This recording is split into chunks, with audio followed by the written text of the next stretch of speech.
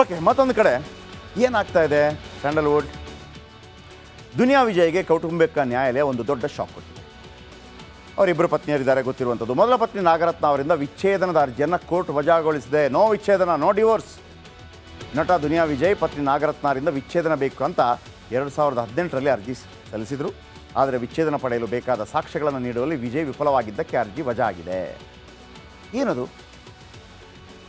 ಸಾಧಾರಣವಾಗಿ 6 ತಿಂಗಳು ಡಿಸೈಡ್ ಮಾಡ್ತಾರೆ. 2018 1999 ದುನಿಯಾ ವಿಜಯ್ ಮತ್ತು ನಾಗರತ್ನ ಮದುವೆಯಾಗಿದ್ದರು. ದಂಪತಿಗೆ ರಿಥನ್ಯಾ, ಮೊನಿಷಾ, ಸಾಮ್ರಾಟ್ ಎಂಬ ಮಕ್ಕಳಿದ್ದಾರೆ. ಸಿನಿಮಾದಲ್ಲಿ ಈಗ ನಡೆಸುವಂಥ ಚಾನ್ಸ್ ಇದೆ. ದುನಿಯಾ ವಿಜಯ್ಗೆ ಕೌಟುಂಬಿಕ ಕೋರ್ಟ್ ಶಾಕ್ ಕೊಟ್ಟಿದೆ. ಏನು?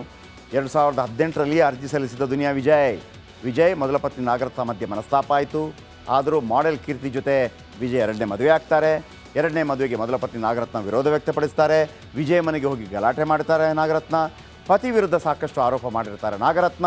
ಮಹಿಳಾ ಆಯೋಗಕ್ಕೂ ದೂರು ಕೊಟ್ಟಿರ್ತಾರೆ ನಾಗರತ್ನ ಜೊತೆ ಬದುಕಲು ಸಿದ್ಧ ಇಲ್ಲ ಅಂತೇಳಿ ವಿಜಯ್ ಹೇಳ್ತಾರೆ. ಮಕ್ಕಳು ನೋಡಿಕೊಳ್ತೀನಿ, ಜೀವನಾಂಶ ಕೊಟ್ಟಿರುವೆ ಹೇಳ್ತಾರೆ. ಬಹಿರಂಗವಾಗಿ ಹೇಳಿಕೊಂಡಿದ್ದ ನಟ ದುನಿಯಾ ವಿಜಯ್ ಜೀವನಾಂಶ ಕೊಟ್ಟಿದ್ದು ಸಾಬೀತುಪಡಿಸಿ ಅಂತ ನಾಗರತ್ನ ಈಗ ಹೇಳ್ತಾ ಇದ್ದಾರಂತೆ. ಆದರೆ ಜೀವನಾಂಶ ಕೊಟ್ಟಿದ್ದು ಸಾಬೀತುಪಡಿಸೋಕೆ ಆಗಿಲ್ವಂತೆ ನಟ ವಿಜಯ್ಗೆ. ಹಾಗಾಗಿ ಜೀವನಾಂಶ ಮತ್ತೆ ಕೊಡಬೇಕಾದಿತ್ತು ಅಷ್ಟೇ. ನನಗೆ ಜೀವನಾಂಶ ಕೊಟ್ಟಿಲ್ಲ, ವಿಚ್ಛೇದನಕ್ಕೆ ರೆಡಿ ಇದ್ದಾರೆ ಅವರು, ಜೀವನಾಂಶ ಕೊಟ್ಟಿಲ್ಲ. ನಾನು ಕೊಟ್ಟಿದ್ದೀನಿ, ಸಾಬೀತು ಮಾಡಿ. ಸಾಬೀತಿಲ್ಲ, ಅದಕ್ಕೆ ರೆಕಾರ್ಡ್ ಬೇಕು ಅಂತ ಹೇಳೋದು. ಈ ದರ್ಶನ್ ಅವರೆಲ್ಲ ಈಗ ಹೊಡೆದಾಗಲೂ ಕೂಡ ಎಲ್ಲ ರೆಕಾರ್ಡ್ ಮಾಡ್ಕೊಂಡಿರ್ತಾರೆ. ದಾಖಲೆ ಬೇಕಲ್ಲ, ಬಟ್ ದಾಖಲೆ ಒಮ್ಮೆ ಮಾರಕ ಆಗಿಬಿಡ್ತದೆ ಈಗ. ಓಕೆ, ಇವೆಲ್ಲ ಈ ಸುದ್ದಿಗಳಾದರೆ ಎನಿವೆ ದುನಿಯಾ ವಿಜಯ್ ಮತ್ತು ಅವರ ಪತ್ನಿ ಅವರ ನಡುವಿನ ಅವರ ಯಾವುದೇ ಇರಲಿ ನೋಡಿ, ಅವರು ತಮಾಷೆ ಒಂದು ಪಕ್ಕಕ್ಕಿರಲಿ, ಖಂಡಿತವಾಗ್ಲೂ ತಮಾಷೆ ಮಾಡೋವಂಥದ್ದಲ್ಲ. ಸಾರಿ, ಅವರವರ ಜೀವನ ಅವರವರಿಗೆ. ನಾನು ಹೇಳ್ತಾ ಇದ್ದೆ, ಈ ಡಿವೋರ್ಸ್ ಕೊಡುವಂಥದ್ದು ಮತ್ತೊಂದು ಇದೊಂದು ನಡಿ ಈಗ ಶುರು ಮಾಡೋಣ.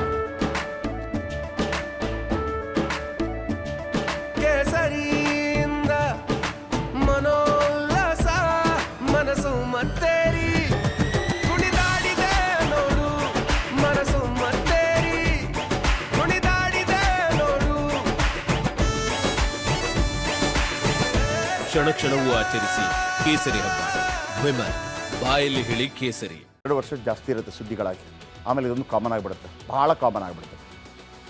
ಈಗೊಂದು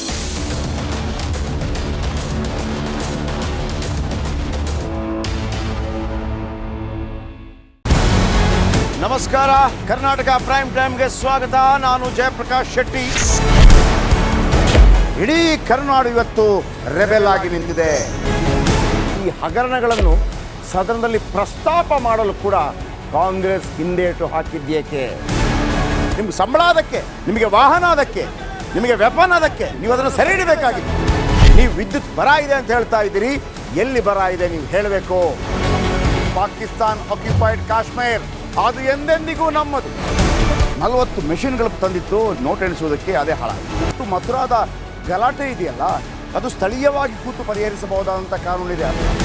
ಗ್ಯಾರಂಟಿ ಯೋಜನೆಯಿಂದ ನಷ್ಟ ಆಗಿದೆ, ಲಾಭ ಆಗಿದೆ, ದಯವಿಟ್ಟು ಹೇಳಿ.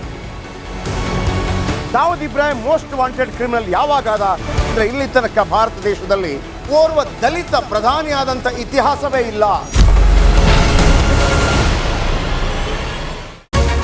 ರಿಪಬ್ಲಿಕ್ ವರ್ಲ್ಡ್ ಆಪ್ ಇದು ಕೇವಲ ಅಪ್ಲಿಕೇಶನ್ ಅಲ್ಲ, ಸಮಗ್ರ ಸುದ್ದಿಗಳ ಸಂಪರ್ಕ ಮಾರ್ಗಕ್ಕೆ ಕ್ರಾಂತಿಕಾರಿ ಬದಲಾವಣೆ.